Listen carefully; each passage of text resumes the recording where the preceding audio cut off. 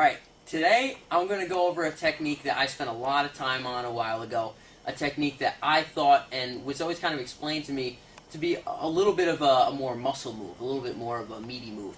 When I got more into it, I found out it could be much more finesse-oriented and also could be much more dynamic than is commonly perceived. And that move is the arm triangle. So I'm going to begin in side mount with Andrew. This is probably one of the more Jiu Jitsu 101 setups for the arm triangle, but I'm going to use this to explain the details of finishing the technique and the different orientations that I use towards the technique. So the common setup is if Andrew's in boxer's pose. So he's here. His arm is braced under my throat. I've got my knee in his hip. I've got a little bit of an underhook under the elbow, and I'm playing from here. I'm probably rolling my shoulder pressure, and I'm playing my game.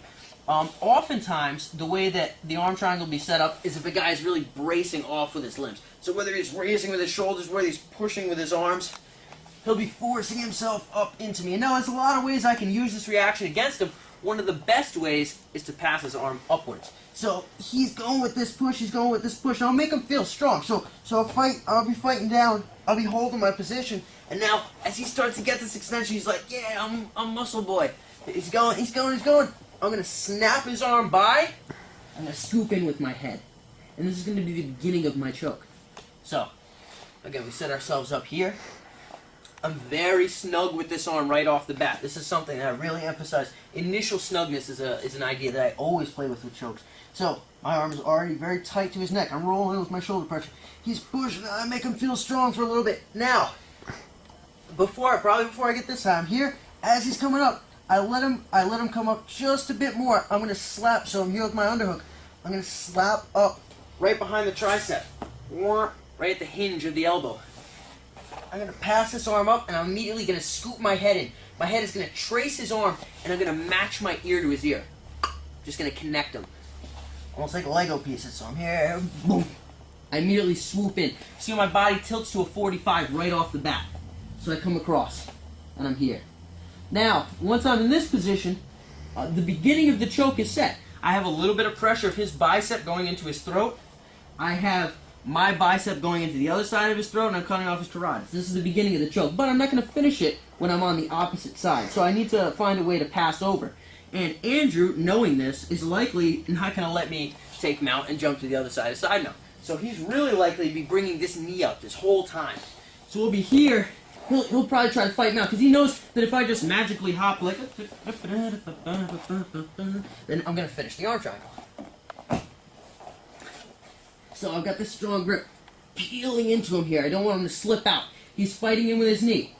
I'm going to use my forearm like a belt, and I'm going to brace against his leg. So I'm using my elbow to brace against his thigh. I open up this canal, and I fit my knee across. Once my knee is fit across, I use this like a cup. So my hand's across, it's like a belt, and I'm cupping with it, and I use it to pull my knee through and drag my knee to the mat. So my ear matches to his ear. I pull through, drag my knee to the mat. My head now is pressuring even more so into his head. And now from here's a little bit of a finesse part.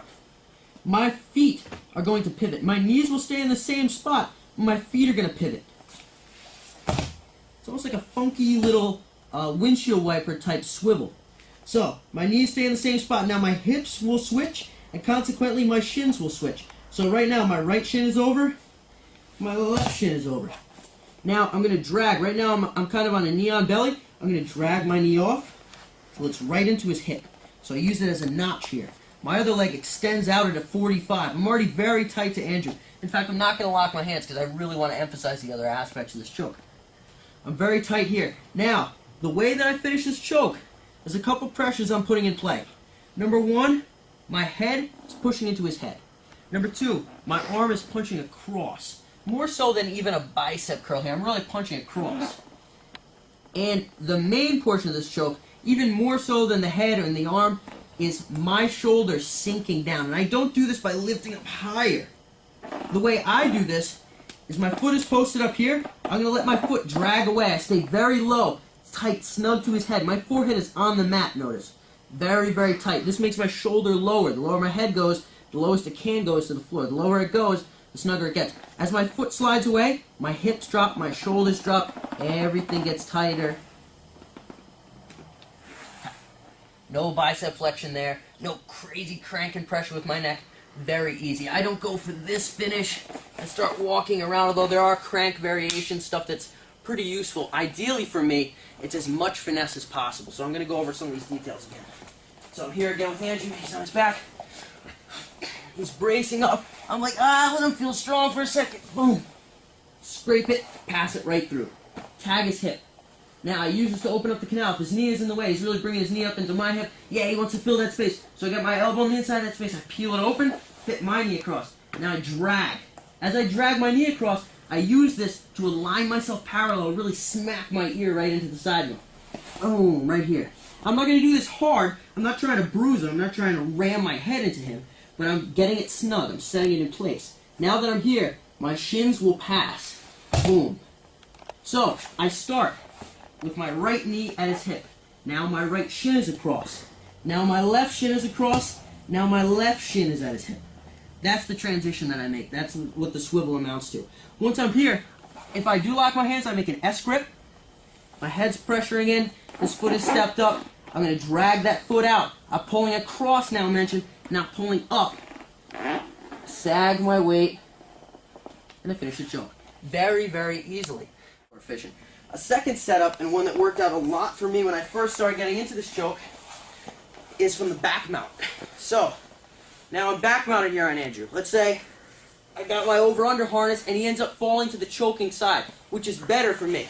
I prefer if he falls to the choking side. However, let's say now he starts to scrape his upper body and his hips onto the mat. So he's getting rid of that alignment. I was right on his back, right on his hips. Now he's starting to scrape free. If I let Andrew go here, keep going, he's back to guard, he's back to half guard, and maybe I'll get back to side mount or something. Boom. Knee on belly. That's that. But that's not ideal for me. I'm here, and we rock. As he starts to turn away, this is a perfect time for me to punch through with this arm. And like I said, I can't wait for this. I can't monkey around for this move. Either he's going to get back to some kind of half guard, or I'm going to have to consolidate position or set my attack. So this transition, setting this move in transition, is crucial.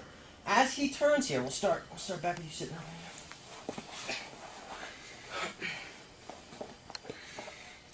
here. So now as he turns, the way I like to do this, so he turns back into me, scrape yourself off. Yeah, as he's turning now, I'll usually pull this arm back so I'm kind of cuffing his shoulder, and this arm is going to extend through. So I punch this arm straight. Notice also, my foot that was a hook on the near side is now a butterfly hook to keep him turning into me. It's a small detail that I often use.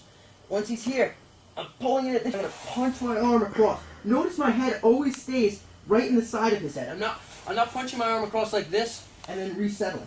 I was right snug, my forehead right into the side of his head. I punch across. My forehead is still there.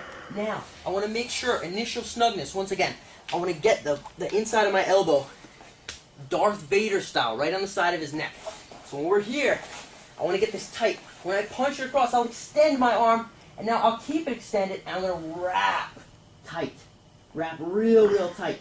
So now, I have this scrape all the way across, and I'm able to grab his near shoulder. I'm able to get that nice cup. So, I'm across like this. Now, if I need to, I'll drag him back flat. So I have this butterfly hook. I can use my knee on his hip, I can drag him back flat. And now where am I at? Exactly where I was before. My knee hits, drag across, don't need my arm here, I'll settle across, boom, get the submission.